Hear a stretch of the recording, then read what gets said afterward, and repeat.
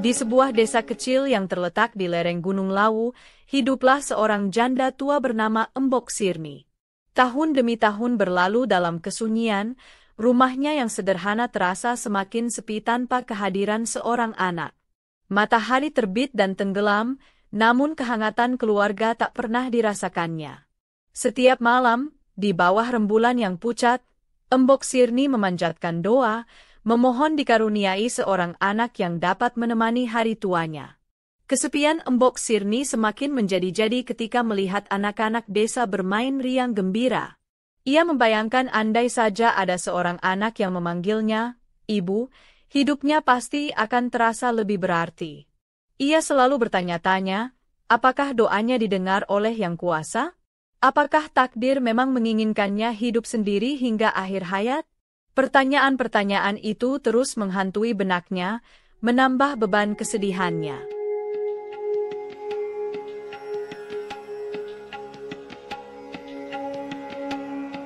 Suatu malam, di tengah keheningan desa yang hanya dipecah oleh suara jangkrik, Embok Sirni kembali berdoa dengan khusyuk.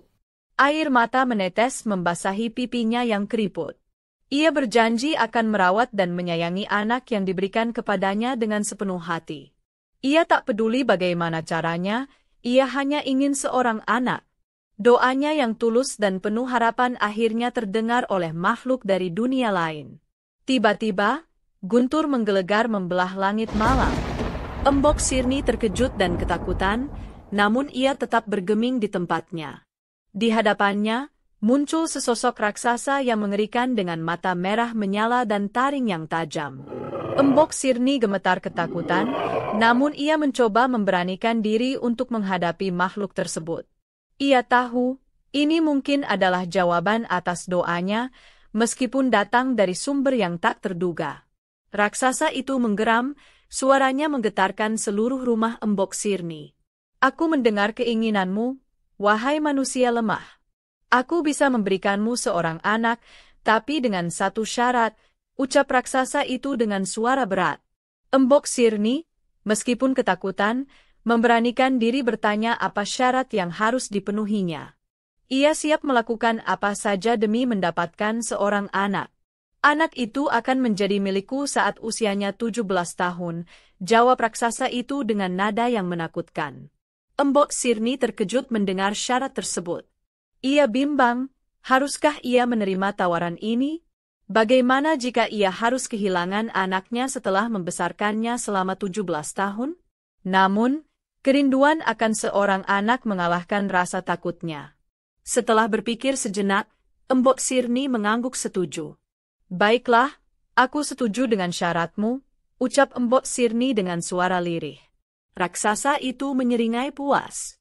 Ia kemudian memberikan sebuah biji timun ajaib kepada Embok Sirni. "Tanamlah biji ini. Kelak, akan tumbuh seorang anak perempuan yang cantik jelita. Ingat janjimu." Raksasa itu kemudian menghilang secepat ia datang, meninggalkan Embok Sirni dengan biji timun ajaib dan perasaan campur aduk antara bahagia dan ketakutan. Embok Sirni memegang erat biji timun itu. Ia berjanji pada dirinya sendiri akan merawat dan menyayangi anak yang akan lahir nanti.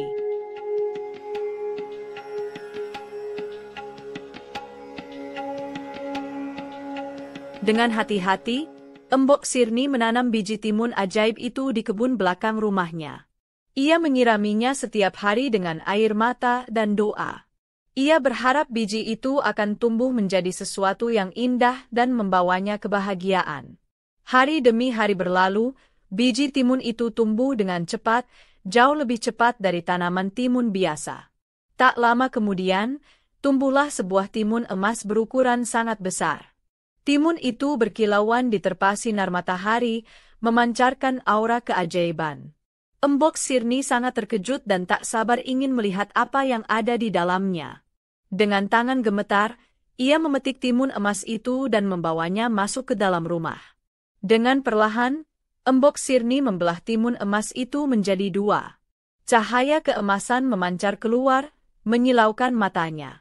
Di dalam timun itu, terbaring seorang bayi perempuan yang cantik jelita dengan kulit selembut sutra dan mata yang berbinar. Embok Sirni sangat terharu dan bahagia. Ia menggendong bayi itu dengan penuh kasih sayang. Embok Sirni menamai bayi itu Timun Mas, sesuai dengan asal-usulnya yang ajaib. Ia berjanji akan merawat dan membesarkan Timun Mas dengan sepenuh hati. Ia juga berdoa agar Timun Mas tumbuh menjadi anak yang saleh dan berbakti. Kehadiran Timun Mas membawa kebahagiaan dan harapan baru bagi hidup Embok Sirni yang telah lama sepi. Waktu berlalu dengan cepat. Timun Mas tumbuh menjadi gadis kecil yang cerdas, cantik, dan baik hati. Ia selalu membantu Embok Sirni mengerjakan pekerjaan rumah dan menemani ibunya di saat-saat sepi.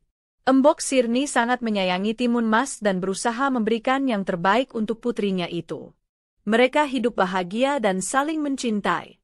Namun, kebahagiaan itu selalu dibayangi oleh ketakutan. Embok Sirni tidak pernah melupakan perjanjiannya dengan raksasa. Ia selalu khawatir raksasa akan datang dan mengambil Timun Mas darinya. Embok Sirni berusaha merahasiakan perjanjiannya dengan raksasa dari Timun Mas. Ia tidak ingin putrinya itu hidup dalam ketakutan. Ia hanya ingin Timun Mas menikmati masa kecilnya dengan bahagia dan tanpa beban. Namun, ia tahu bahwa suatu hari nanti, Timun Mas harus tahu tentang perjanjian itu. Embok Sirni selalu mencari cara untuk membebaskan Timun Mas dari perjanjian dengan raksasa. Ia bertanya kepada orang-orang pintar, membaca buku-buku kuno, dan bahkan pergi bertapa ke gunung-gunung suci. Namun, ia belum menemukan cara yang tepat untuk melindungi Timun Mas dari ancaman raksasa.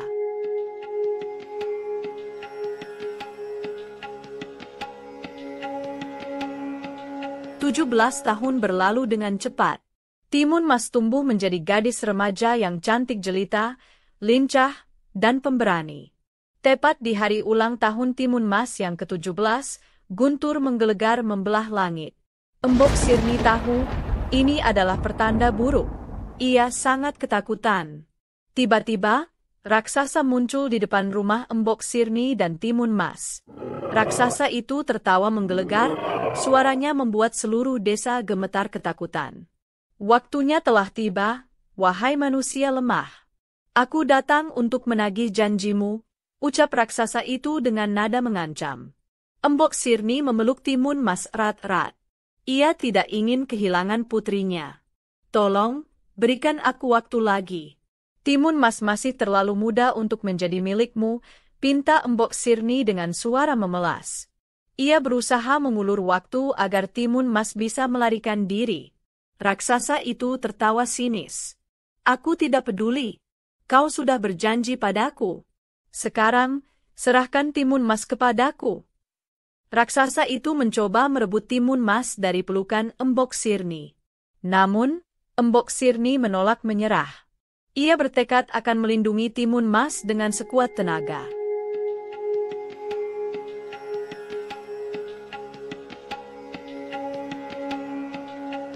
Melihat raksasa semakin marah dan mengancam, Embok Sirni putus asa. Ia tidak tahu harus berbuat apa lagi.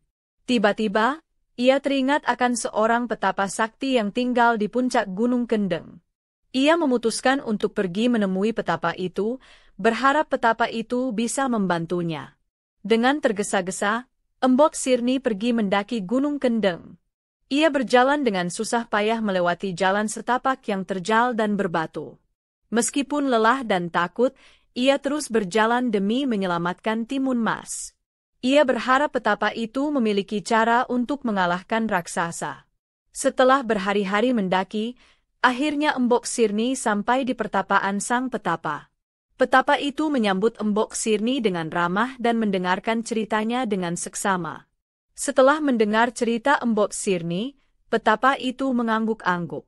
Ia kemudian memberikan 4 benda pusaka kepada Embok Sirni. Benda-benda ini akan melindungi Timun Mas dari raksasa. Berikan benda-benda ini kepada Timun Mas dan biarkan dia melarikan diri. Gunakan benda-benda ini untuk mengalahkan raksasa, ucap petapa itu dengan bijak. Embok Sirni menerima benda-benda pusaka itu dengan hati yang penuh harapan. Ia berterima kasih kepada petapa itu dan segera kembali ke rumahnya. Embok Sirni segera memberikan keempat benda pusaka itu kepada Timun Mas. Benda-benda itu adalah biji timun, jarum, garam, dan terasi. Embok Sirni menjelaskan cara menggunakan benda-benda itu untuk melindungi diri dari raksasa. Ia kemudian menyuruh Timun Mas untuk melarikan diri secepat mungkin. Dengan hati yang sedih dan berat, Timun Mas berpamitan kepada Embok Sirni. Ia berjanji akan kembali setelah berhasil mengalahkan raksasa. Timun Mas kemudian berlari secepat mungkin meninggalkan rumahnya, dikejar oleh raksasa yang marah.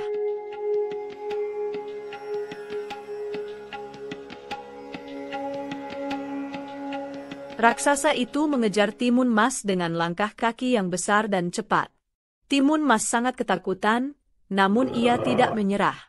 Ia terus berlari sekuat tenaga, sambil sesekali menoleh ke belakang untuk melihat seberapa dekat raksasa itu dengannya. Ketika raksasa hampir menangkapnya, Timun Mas melemparkan biji timun ke belakang. Ajaib! Biji timun itu berubah menjadi ladang timun yang sangat luas dengan buah timun yang besar dan lezat. Raksasa itu tergoda untuk memakan timun-timun itu, sehingga Timun Mas memiliki waktu untuk melarikan diri lebih jauh. Setelah puas memakan timun, raksasa itu kembali mengejar Timun Mas. Kali ini, raksasa itu semakin dekat dengan Timun Mas. Timun Mas kemudian melemparkan jarum ke belakang. Ajaib! Jarum-jarum itu berubah menjadi hutan bambu yang sangat lebat dan tajam. Raksasa itu kesulitan melewati hutan bambu itu, sehingga Timun Mas memiliki waktu untuk melarikan diri lagi. Namun, raksasa itu berhasil melewati hutan bambu dan kembali mengejar Timun Mas. Timun Mas semakin panik dan ketakutan. Ia kemudian melemparkan garam ke belakang. Ajaib! Garam itu berubah menjadi laut yang luas dan dalam. Raksasa itu tidak bisa berenang, sehingga ia terpaksa berputar balik mencari jalan lain. Raksasa itu sangat marah dan semakin bertekad untuk menangkap Timun Mas. Akhirnya, Timun Mas melemparkan terasi ke belakang. Ajaib! Terasi itu berubah menjadi lautan lumpur mendidih yang sangat panas. Raksasa itu terperangkap di dalam lautan lumpur mendidih itu dan tidak bisa keluar. Raksasa itu berteriak kesakitan dan akhirnya mati. Timun Mas sangat lega dan bahagia. Ia telah berhasil mengalahkan raksasa dan membebaskan dirinya dari ancaman. Ia kemudian kembali ke rumahnya dan bertemu dengan Embok Sirni. Mereka berdua sangat bahagia dan bersyukur. Sejak saat itu, Timun Mas dan Embok Sirni hidup bahagia selamanya. Timun Mas menjadi pahlawan bagi desanya dan kisahnya diceritakan dari generasi ke generasi sebagai legenda yang abadi.